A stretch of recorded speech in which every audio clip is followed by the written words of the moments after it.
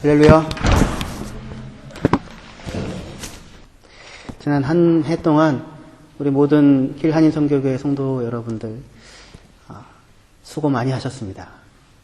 그리고 감사합니다.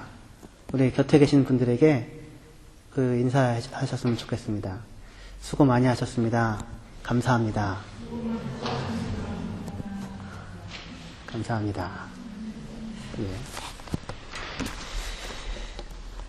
그 아이들이 이렇게 크리스마스든지 생일날이든지 엄마 아빠한테 이렇게 카드나 이런 걸 쓰면 사실은 뭐 별 내용이 없습니다. 엄마 아빠 사랑해 뭐 이거인데, 그죠? 근데 그거를 준비해서 써서 준다고 하는 것만으로도 기쁨이 되는데, 우리가 서로가 서로에 대해서 기쁨이 되어지는 그런 말들을 건네고 그런 또 관계로 맺어져 있음을 확인하는 2014년 마지막 주일이 되었으면 좋겠습니다. 오늘 말씀은 빌립보서 4장 말씀인데 주 안에서 항상 기뻐하라 그 내용입니다. 올해 저희 교회 표어가 주 안에서 항상 기뻐하라 내가 다시 말하노니 기뻐하라 였습니다. 어떻게 한 해 동안 기쁨이 많이 있으셨던 충만했던 그런 한 해를 보내셨습니까?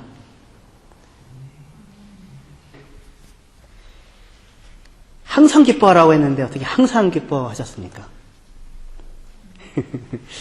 이것이 가능하기나 한 일이었을까요, 근데? 그런데 성경은 항상 기뻐하라고 이렇게 말을 하고 있습니다. 그리고 기쁨의 본령은 사실 항상에 있습니다. 항상 기뻐해야지 기뻐하는 것입니다. 항상 기뻐하라, 쉬지 말고 기도하라, 범사에 감사하라. 그죠? 이것이 하나님의 뜻이다. 이렇게 말씀합니다. 기쁨에 반대되는 상태는 어떤 상태일까요? 슬픔.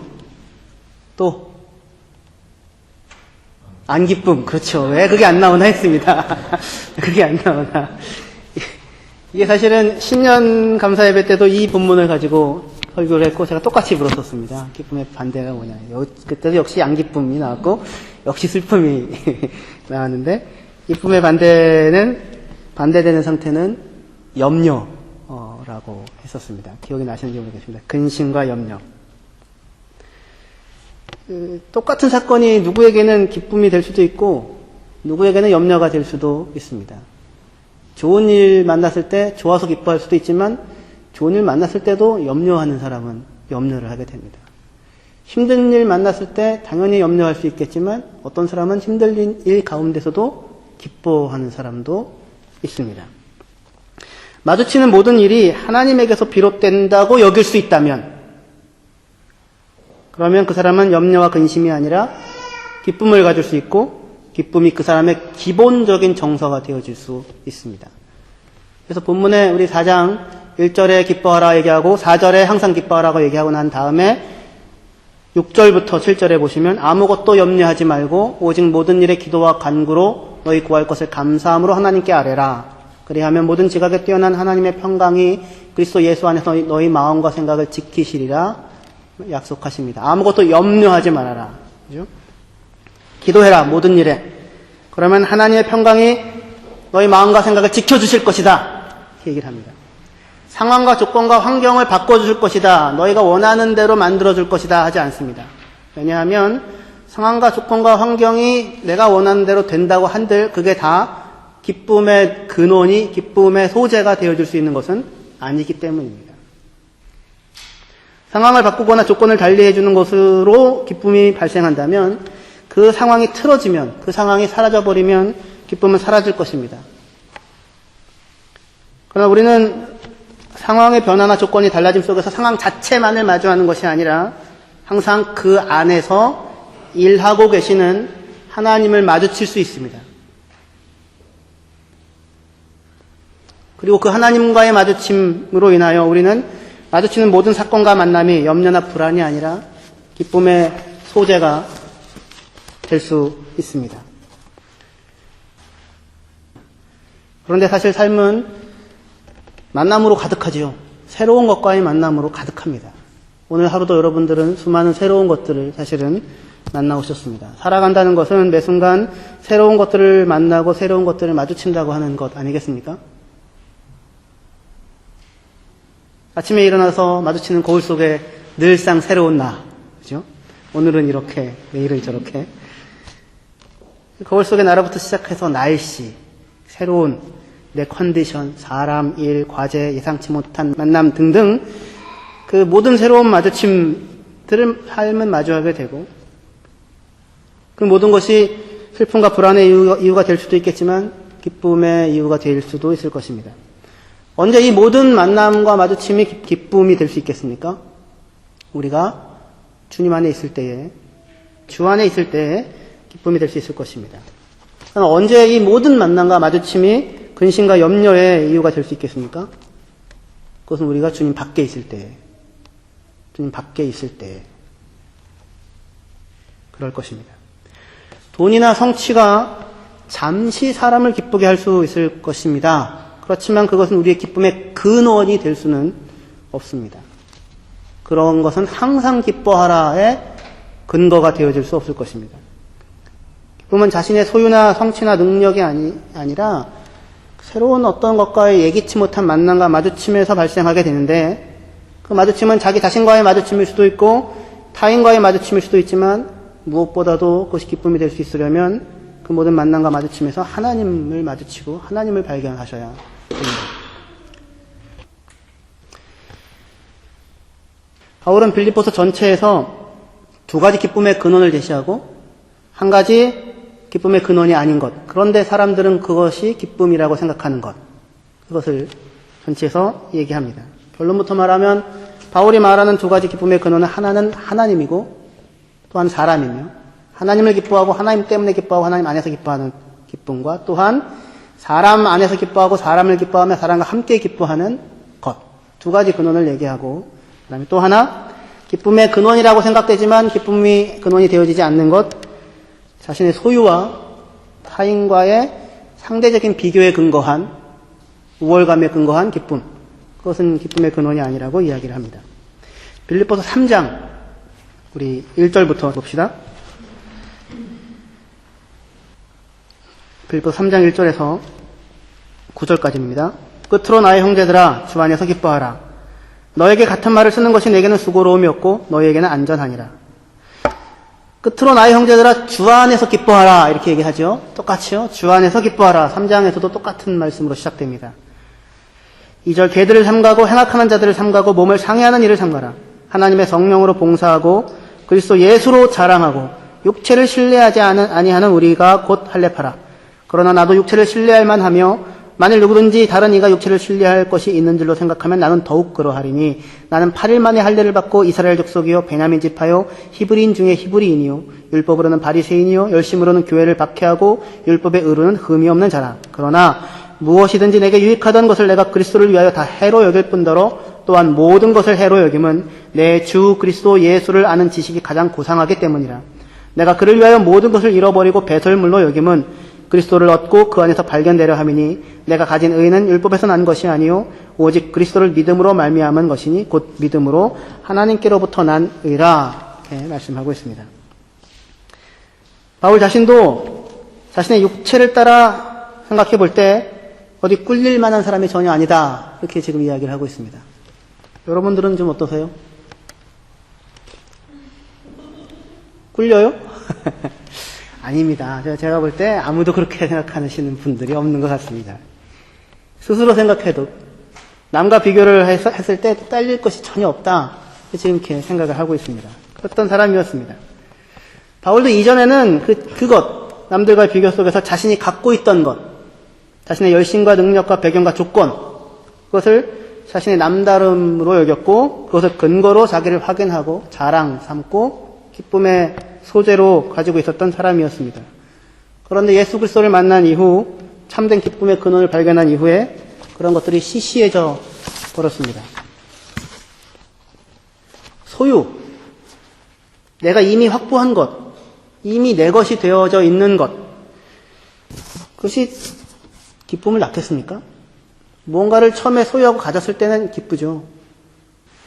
뭔가를 원하는 것을 얻었을 때 기쁘지만 그러고 나서 그것을 기쁨으로 누리질 잘 못하고 항상 뭐가 보이냐면 그것보다 큰 게 보이죠. 그것보다 좋은 차가 보이고 그것보다 좋은 집들이 보이고 그것보다 괜찮은 옷들이 보이지 그게 기쁨의 지속적인 이유가 되어지지 않습니다. 소유, 지위, 능력, 성취 그것이 기쁨의 근원이 되어지지 않는 것을 봅니다. 바울에게는 이전에 그것들 속에서 기쁨을 찾았다면 이제 예수 그리스도를 만난 이후에 다른 것에서 기쁨의 근원을 발견하게 되었습니다. 하나는 예수 그리스도이고 하나는 빌립보 교회 성도들이었습니다. 빌립보서 4장 4절에 보시면 우리가 읽었던 본문인데요. 주 안에서 항상 기뻐하라. 내가 다시 말하노니 기뻐하라. 어디 안에서 기뻐합니까? 주 안에서 기뻐하라. 3장 1절에도 끝으로 나의 형제들아 주 안에서 기뻐하라. 1장 18절에도 그러면 무엇이냐 거칠애로 하나 참으로 하나 무슨 방도로 하든지 전파되는 것은 그리스도니 이로써 나는 기뻐하고 또한 기뻐하리라. 기뻐하는데 기뻐하고 또한 기뻐하는데 기뻐하는 이유가 전파되는 것은 그리스도니 그러니까 내가 기뻐한다. 지금 이렇게 이야기를 하고 있습니다. 빌립보서 전체에 보시면 세 부류의 사람이 나옵니다. 하나는 그리스도인이 아닌 사람이고 또 한 부류는 그리스도인인데 기쁨의 근원과 이유를 예수 안에 찾는 사람이 있고 기쁨의 근원과 이유를 예수가 아닌 자기 자신에게서 여전히 찾는 사람들이 있습니다. 예수를 믿으면서 그리스도를 자랑과 기쁨의 근거로 살고 있는 사람들, 바울과 같은 사람들이 있고 또 한 부류는 예수를 믿기는 하는데 여전히 자기 자신에 대한 집중에서 벗어나지 못하고 아직도 비교 우위 속에서 내가 너보다 낫다는 것에 만족과 기쁨의 근거를 두고 살아가는 사람들이 있었던 것입니다. 그래서 빌립보서 1장 18절에 보시면 제가 다시 읽어드리겠습니다. 그러면 무엇이냐 거칠애로 하나 참으로 하나 무슨 방도로 하든지 전파되는 것은 그리스도니 이로써 나는 기뻐하고 또한 기뻐하리라 라고 합니다. 그러니까 거칠애로 하는 사람들이 있었던 것입니다. 바울은 이 사람들을 향하여서 형제라고 부릅니다. 개들이라고 부르지 않고 형제들이라고 부릅니다. 형제들임에도 불구하고 그리스도 안에 있음에도 불구하고 자기의 자랑을 자기의 기쁨을 그리스도 안에서 그리스도 때문에 발견하는 것이 아니라 자기 안에서 찾는 것입니다. 바울이 감옥에 갇히자 이 사람들은 바울에 대한 시기 속에서 자신들이 바울보다 더 나은 사람이라고 하는 것을 증명할 수 있는 기회로 이 기회를 활용하려고 했습니다. 바울이 아니라 자신들이 진정한 하나님의 종이다라고 하는 것을 증명할 기회로 이것을 삼으려고 했던 것입니다. 그래서 열심을 내고 있습니다. 사실 바울은 감옥에 있으면서 이 작은 일에 상처받을 수도 있는 그런 상황 아니겠습니까? 어려운 때이니까요. 그리고 사람들이 어떠한 동기로 지금 이 일을 하고 있다고 하는 사실이 뻔히 보이지 않겠습니까? 그래서 그런 사람들로 인하여서 속상해하고 억울해할 수도 있었을 텐데 바울은 그런 그들로 인해서 기쁨을 잃지 않고 분노와 상처에 사로잡히지도 않고 있습니다. 바울은 여전히 기뻐하고 있다고 합니다. 18절에 전파되는 것은 그리스도니 이로써 내가 기뻐하고 또한 기뻐한다. 그렇게 말하고 있습니다. 왜냐하면 기쁨의 근원이 자기 자신이 아니라 예수 그리스도였기 때문입니다. 자기가 존귀하게 되어지는 것이 기쁨이 아니라 예수 그리스도가 존귀하게 되어지는 것이 그의 기쁨이었기 때문입니다. 빌립보서 1장 20절에 나의 간절한 기대와 소망을 따라 아무 일에든지 부끄러워하지 아니하고 지금도 전과 같이 온전히 담대하여 살든지 죽든지 내 몸에서 그리스도가 존귀하게 되게 하려 하나니 이게 지금 바울의 기쁨의 근원이었습니다. 살든지 죽든지 내 몸에서 내 삶에서 나의 존재에서 그리스도가 존귀하게 되어지면 나는 참 기뻐하고 또 기뻐한다. 그러고 있습니다. 사실은 기뻐할 수 있는 것이 없는 상황인데 기뻐하고 있습니다. 이에 반하여 투기와 허영으로 행하고 있는 사람들, 이 사람들은 기뻐할 수 없었을 것입니다. 투기와 분쟁으로 행하고 있는 이들이 기뻐하는 것을 저는 본 적이 없습니다. 많은 사람들에게 상처를 주고 기쁨을 파괴하는 것은 봤어도 그런 이들이 기쁨을 누리고 다른 이들을 기뻐하고 다른 사람들과 함께 기뻐하는 것을 본 적이 없습니다. 바울은 그런데 그럼에도 불구하고 그런 사람들에 대하여조차도 그들이 행하는 일 가운데서 기쁨을 누리고 있습니다. 바울이 하나의 근원입니다. 그래서 예수 안에서 기뻐할 수 있습니다. 항상 기뻐할 수 있습니다. 또 하나 바울의 기쁨을 누릴 수 있었던 근원은 주님만이 아니라 사람들이었습니다. 빌립보 교회 사람들이었습니다. 하나님과는 여러분들 항상 기뻐할 수 있습니다. 그렇죠? 하나님, 주님 안에서는 항상 기뻐할 수 있죠. 항상 기쁨의 이유가 되지요. 그런데 어떻게 사람들과는 항상 기뻐할 수 있습니까? 쉽지 않죠. 하나님이랑은 같이 있으면 항상 기쁜데 사람이랑은 같이 있어서 기뻐하려면 굉장히 많은 것들이 필요할 수 있을 것입니다. 그런데 하나님 안에서 기뻐하고 있는 사람들은 서로 안에서 서로를 인하여 서로를 향하여 기뻐할 수 있습니다. 빌립보서 4장 1절에 보시면 그러므로 나의 사랑하고 사모하는 형제들 나의 기쁨이요 면류관인 사랑하는 자들아 이와 같이 주 안에 서라 이렇게 말합니다. 빌립보 사람들을 향해서 나의 기쁨인 사랑하는 사람들아.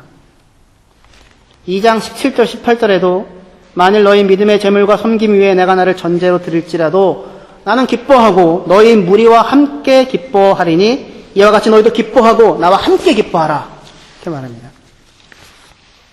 나는 너희와 함께 기뻐하니 너희도 나와 함께 기뻐하라. 빌립보서 5장 10절에도 내가 주 안에서 크게 기뻐함은 너희가 나를 생각하던 것이 이제 다시 싹이 남이니 너희가 또한 이를 위하여 생각은 하였으나 기회가 없었느니라 라고 해서 위문품을 가지고 찾아온 빌립보 교회 성도들을 향하여서 내가 크게 기뻐하고 있다고 지금 이야기하고 있습니다.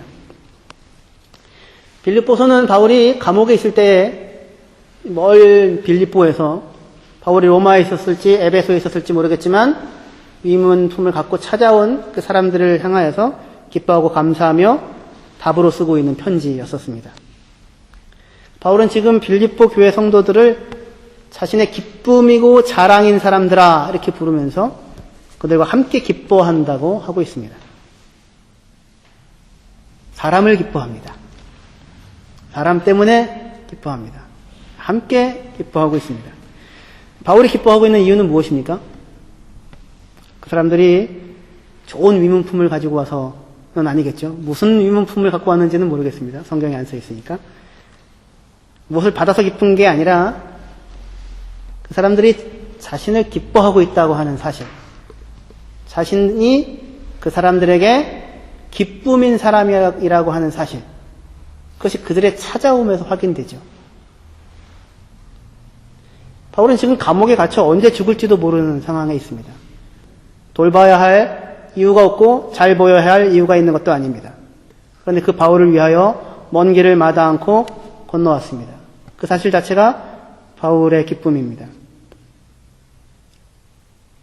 그들이 바울을 기뻐하고 있다는 사실, 자신이 누군가의 기쁨이 되고 있다는 사실이 그를 기쁘게 합니다. 사람이 병원에 누워있으면요, 찾아오는 사람이 귀찮아요? 아니면 기다려줘요? 고마워요?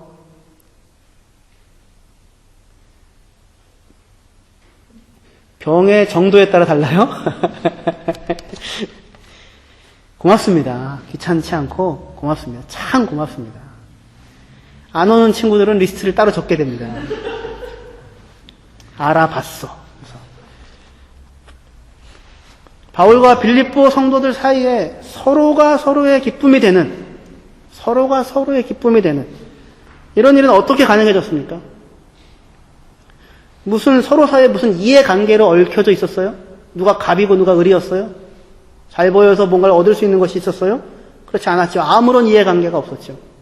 있다면 오직 하나, 그들이 예수 안에서 연결된 사람들이라고 하는 사실이었습니다. 예수 안에서 기쁨을 발견한 사람들이라는 사실. 바울이 예수 안에서 기쁨을 발견한 사람이었고, 그리고 빌립보 교회 성도들은 바울 안에서 그 기쁨을 같이 발견한 사람들이었다는 사실. 예수 그리스도에 대한 믿음 안에서 사랑과 소망을 바울과 함께 가질 수 있게 된 사람들. 그로 인하여 바울은 지금 기쁜 것입니다. 바울의 사람들을 향한 기쁨의 중심에는 자기 자신이 있지 않고 그 사람들의 기쁨이 놓여 있습니다. 너희가 나를 이렇게 대단하게 생각해 주는구나. 그게 기쁨의 이유가 아니라, 그게 아니라 그들이 믿음 안에서 성장하고 성숙하여 예수를 기쁨의 근원으로 살아가고 있는, 그래서 이 아무것도 아닌 초라한 나를 생각하여 나의 기쁨을 위하여 찾아와 움직이고 있는 사람들이 되어 있다고 하는 사실, 그들의 모습에서 바울은 기쁨을 누리고 있습니다. 사람이 사람들 속에서 기쁨을 빼앗기는 이유는 기쁨의 중심에 타인이 아닌 자기가 서려고 하기 때문일 수 있습니다. 다른 사람들을 배경으로 삼아서 자신이 중심에 서는 것으로 자기의 기쁨을 삼으려고 하기 때문입니다. 바울은 빌립보서 2장 17절 18절에 만일 너희 믿음의 제물과 섬김 위에 내가 나를 전제로 드릴지라도, 전제는 부어 드리는 제물인데 자신의 죽음을 상징합니다. 내가 죽는 것으로 너희들의 제사와 너희들의 인생과 삶이 완성되어질 수만 있다면, 그러면 나는 기뻐하고 너희 무리와 함께 기뻐하리니 이와 같이 너희도 기뻐하고 나와 함께 기뻐하라. 그렇게 지금 이야기하고 있습니다. 바울은 스스로 빌립보 성도들의 믿음의 제사와 섬김, 그들의 삶, 그들의 인생, 그것을 온전하게 하기 위하여 부어드리는 제물로 드려질지라도 그것을 기쁨으로 삼고 있다고 이야기를 하고 있는 것입니다. 그렇게 그는 그 사람들과 함께 기뻐하고 그들을 기뻐할 수 있었습니다. 하지만 바울에 대해서 시기를 느끼고 있었던 사람들, 이 사람들은 기쁨의 중심에 자기가 서 있었던 것이죠. 자신들이 중심에 서고 다른 사람들은 배경으로 밀어버리고 싶어 했습니다. 그러니까 시기와 다툼과 분쟁이 생기지 않을 수 없었던 것입니다. 그러한 싸움의 중심에, 함께 기뻐하지 못하는 싸움의 중심에는 허영이 놓여 있습니다. 빌립보서 2장 1절에서 4절, 여기는 같이 읽어봅시다. 빌립보서 2장 1절에서 4절을 한 목소리로 같이 읽겠습니다. 네, 시작. 그러므로 그리스도 안에 무슨 권면이나 사랑의 무슨 위로나 성령의 무슨 교제나 긍휼이나 자비가 있거든 마음을 같이하여 같은 사랑을 가지고 뜻을 합하며 한 마음을 품어 아무 일에든지 다툼이나 허용으로 하지 말고 오직 겸손한 마음으로 각각 자기보다 남을 낮게 여기고 각각 자기 일을 돌볼 뿐더러 또한 각각 다른 사람들의 일을 돌보아 나의 기쁨을 충만하게 하라. 나의 기쁨을 완성시켜달라. 이렇게 얘기하고 있습니다. 어떻게 하나님과 기뻐하고 서로와 함께 기뻐할 수 있는 이 기쁨이 완성되어질 수 있는가? 피해야 하는 것으로 다툼이나 허용으로 하지 말고 라고 말합니다. 허용이라고 하는 것은 전에도 몇 번 말씀드렸지만 사실 그 사람 자체는 아직 그런 사람 아닌데 그런 사람인 것처럼 나타나고 싶은 것입니다. 자신은 지금 조금 큰 엄마 개구리인데 바람을 놓고 부풀려서 황소보다 더 큰 존재로 회자되고 싶고 인정받고 싶은 것입니다. 자기 자신이 아직 참으로 큰 존재가 아닌데 스스로 크다고 생각하니까 크기에 민감해집니다. 남이 크기에 민감합니다. 자신의 크기에도 민감합니다. 남이 커지는 것에 민감하고 남이 작아지는 것에도 민감합니다. 자신을 보고 크다고 말하는 사람들의 말에도 민감하고 자신을 보고 작다고 말하는 사람들의 말에도 민감합니다. 왜요? 아직 진짜 큰 사람이 아니니까요. 하지만 진정으로 큰 사람은 자신의 크기에 민감해야 하지 않습니다. 크다 작다 말하는 다른 사람들의 말에도 민감하지 않습니다. 그저 다른 사람들의 살아가는 삶의 모습들이 보이고 다른 사람들을 크게 보아주고 그를 키워주고 그를 북돋아줍니다. 누가 뭐라고 하는 말에 영향을 받지 않습니다. 왜냐하면 그런 사람이니까요. 자신이 큰 사람이 아닌데 큰 사람이라고 착각하는 허영의 사람은 어떻게 해야 돼요? 그러니까 항상 자신을 부풀리고 다녀야죠. 항상 부풀려야죠. 그러니까 버겁죠. 스스로 버거움을 짊어지고 사는 것입니다. 그러면서도 왜 나를 그렇게 보아주지 않는다며 사람들에게 상처를 받게 됩니다. 그리고는 자신을 더욱 크게 부풀립니다. 더 부풀려야 한다고 생각합니다. 그런 사람은 기뻐할 수가 없습니다. 기쁘지가 않습니다. 많은 것을 가지고 많은 것을 이루었고 배를 더 크게 불렸는데 기쁘지는 않습니다. 그래서 허영의 사람은 자기를 부풀리든지 또는 누군가를 낮추든지 누군가를 낮추는 것으로 자신의 크기를 확보하려고 합니다. 이 허영과 허영에서 나오는 다툼이 사람에게 상처를 주고 기쁨을 앗아가게 됩니다. 그러면은 어디에서 기쁨이 나옵니까? 허영이 기쁨을 만들지 못한다면 기쁨은 겸손에서 나옵니다. 생각지 않게 기쁨의 조건은 겸손이었습니다. 2장 3절에 아무 일에든지 다툼이나 허영으로 하지 말고 오직 겸손한 마음으로 각각 자기보다 남을 낮게 여기고 각각 자기 일을 돌볼 뿐더러 또한 각각 다른 사람들의 일을 돌보아 나의 기쁨을 충만하게 하라 그렇게 말합니다. 기쁨의 근원은 생각지 않게 겸손이었습니다. 겸손은 겸손한 척을 하는 것이 아닙니다. 내가 겸손한지 겸손하지 않은지 알 수 있는 기준이 하나 있습니다. 그게 뭐냐면 겸손한 사람은 다른 사람을 나보다 낮게 여깁니다. 그렇게 말하죠. 그게 지금 이미 되어지고 있는 그 사람은 겸손한 사람입니다. 다른 이들을 나보다 낮게 여기는 마음입니다. 왜 낮게 안 여겨지는가?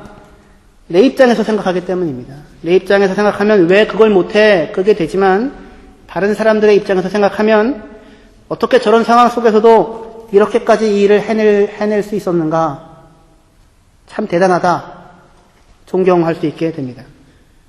자기의 일만을 생각하지 않고 다른 사람의 형편과 사정을 돌아보아야 합니다. 그럴 때 상대방을 존경하고 상대방을 기뻐하며 함께 기뻐할 수 있습니다.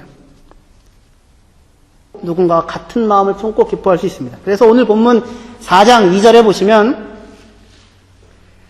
내가 유오디아를 권하고 순두개를 권하노니 주 안에서 같은 마음을 품으라. 그렇게 지금 이야기를 하고 있습니다. 그리고 그들의 이름이 생명책에 써 있다라고 합니다. 지금 4장 1절에 기뻐하라, 주 안에서 기뻐하라 얘기하고 4장 4절에 주 안에서 항상 기뻐하라, 다시 말하더니 기뻐하라 그렇게 이야기해놓고 그 사이에 유오디아와 순두개 같은 마음을 품어라 그렇게 지금 이야기가 나오고 있습니다. 기쁨이라고 하는 것이 주 안에서만 가져지는 것이 아니라 주 안에서 제대로 가져졌을 때 저렇게 함께 살아가는 사람들과도 같은 기쁨을 가질 수 있어야 하는 것이기 때문일 것입니다. 유오디아라는 말은 좋은 여행길이라고 했죠.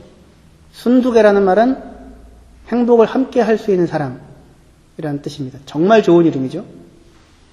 유오디아도 좋고 순두개도 좋습니다. 저희 교회는 제가 볼 때 유오디아와 순두개로 가득합니다. 할렐루야. 네, 뭐 하실래요? 유오디아 하실래요? 순두개 하실래요? 네. 근데 그 사람들에 대하여 지금 주 안에서 같은 마음을 품으라라고 하는 것이 요구가 되고 있습니다. 하지만 바울은 지금 두 여인 중에서 어느 한 여인의 손을 들어주는 것은 아닙니다. 누군가를 비난하는 것도 아니고 누군가를 정죄하지도 않습니다. 오히려 동역자인 어떤 누군가에게 그 두 사람을 다 도와주라고 이야기를 합니다. 그러니까 여기서 둘 사이에 품어져야 할 한 마음이라고 하는 것은 사실은 겸손입니다. 겸손이란 것은 무엇이냐면 우리 모두가 주 안에 있다는 것인데요. 우리가 완전하지 않은 부분이라고 하는 사실을 확인하는 것입니다. 우리는 아무도 전체가 아니고요. 우리는 부분입니다. 각자 어떤 사람은 유오디아여야 하고 어떤 사람은 순두개여야 하는 것입니다. 어떤 사안에 대해서 산술적인 균형이나 한쪽의 일방적인 양보를 통해 일치를 가지라고 하는 것이 아닙니다. 그렇게 하라는 것이 아니고 둘 다 주 안에서 각각 부르신 부르심의 상을 향하여 달려가는 사람으로서 지금은 혹시 서로 부딪히는 부분이 있고 지금은 서로 혹시 우선순위에서 어긋나는 부분이 있다 할지라도 두 사람 다 모두 주 안에서 참으로 좋은 여행길을 만들어주는 사람이 되고 한 사람은 또 한 사람은 행복을 함께하는 사람이 되어간다면 그 자체가 다름 아닌 주 안에서 한 마음을 품는 것입니다. 사람의 성숙은 인간의 불완전함에 대한 깨달음에서부터 시작됩니다. 자신의 부족함에 대한 깨달음이 성숙의 시작입니다. 유오디아만 있어서 되는 것 아니고 순종에만 있어도 되는 것 아니고 주 안에 있기 때문에 되는 것임을 확인하는 것입니다. 어렸을 때는 내가 제일 잘하는 줄 알고 내가 제일 잘해야만 한다고 생각하죠. 모든 걸 다 내가 잘해야 된다고 생각하고 다 내가 잘할 수 있다고 착각을 하게 됩니다. 하지만 어른이 되어가면서는 그게 아니라는 사실을 잘 알게 되죠. 저는 세상에서 제가 제일 노래를 잘한다고 생각했지만 그게 아니라는 사실을 알아갑니다. 내가 다 할 수 있다는 것이 아니라는 것을 알게 되죠. 그 인정이 참 아픈 인정인데 하지만 나이가 들어가면서 하나님은 이 자리에 우리들을 세워갑니다.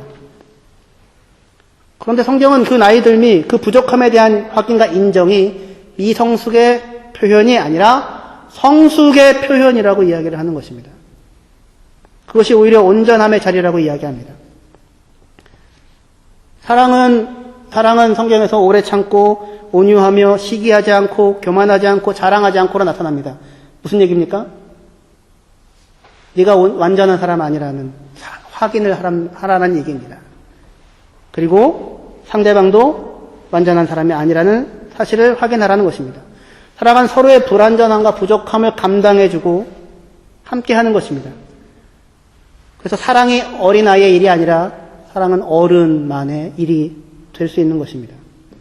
우리는 살수록 중요한 것이 내가 잘난 사람이 되어지는 것이 아니라 예의가 있고 친절한 사람이 되어지는 것이라는 사실을 살수록 알게 됩니다.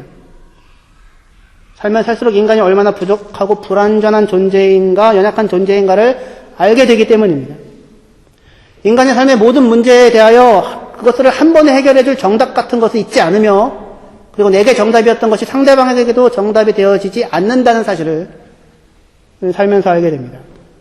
그래서 사람들은 서로의 불완전함과 부족함을 감당해주고 서로에 대해 오래 참아주고 끝까지 기다려주고 마지막까지 믿어주고 서로 견뎌주는 사랑이 있어야만 살아갈 수 있다는 사실을 알게 됩니다.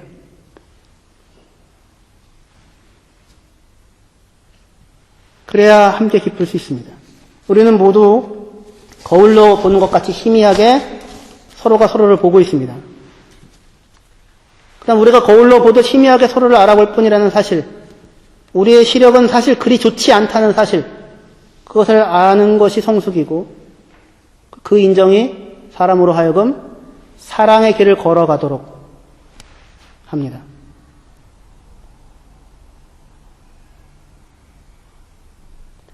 그리고 이 자리에 서서 이 길을 걸어갈 수 있는 유일한 길, 사람이 허영이 아니라 이 겸손으로 이 땅에서의 삶을 살아갈 수 있는 길은 다른 것이 아니고 예수 그리스도를 마주치는 것입니다. 예수 그리스도 안에 있는 것입니다. 다시 얘기해서 내가 이미 그의 기쁨의 대상이라고 하는 사실을 확인하는 것입니다. 내가 이미 예수 그리스도의 기쁨의 대상이라고 하는 사실을 아는 사람은 허영이 아니라 겸손과 기쁨으로 살아갈 수 있습니다. 예수님께서 세례를 받고 올라오실 때에 너는 내 사랑하는 아들이다. 내가 너를 기뻐한다. 그렇게 얘기하시죠. 우리 모두에 대하여 하시는 이야기입니다. 너는 내 사랑하는 아들이다. 내가 너를 기뻐한다. 이 똑같은 말을 바울이 빌립보서 4장 1절에서 하고 있습니다. 빌립보 교회 성도들에게 내 사모하고 사랑하는 형제들아 나의 기쁨이요 면류관인 사랑하는 자들아 하나님께서 우리를 향하여 보고 있는 것을 바울은 빌립보 교회 성도들을 향하여서 보고 있습니다. 서로가 서로를 보고 기뻐할 수 있습니다. 그래서 그의 그 다음이 기쁨의 이유가 될 수 있습니다. 그게 안 되고 있다면 내가 너무 높은 자리에 서 있기 때문일 수도 있습니다. 그러지 않으셔도 됩니다. 내려오셔도 괜찮습니다. 인생은 우리를 기뻐하시는 하나님이 인생의 굽이굽이 모퉁이마다 우리가 기쁨을 마주할 수 있는, 기쁨을 누릴 수 있는 마주침들을 준비해 놓으시고 우리에게 허락하시고 있는 것입니다. 하나님 안에서 이 주님으로 인하여 우리가 살아가는 모든 인생과 모든 마주침과 곁에 계신 모든 분들이 내 사랑하는 사모하는 형제들아 내 기쁨이고 자랑이고 면류관인 사람들아 이와 같이 주 안에서 함께 서라 주 안에서 항상 기뻐하라. 이것이 저와 여러분들의 인생과 삶이 되어질 수 있기를 주님의 이름으로 축원합니다.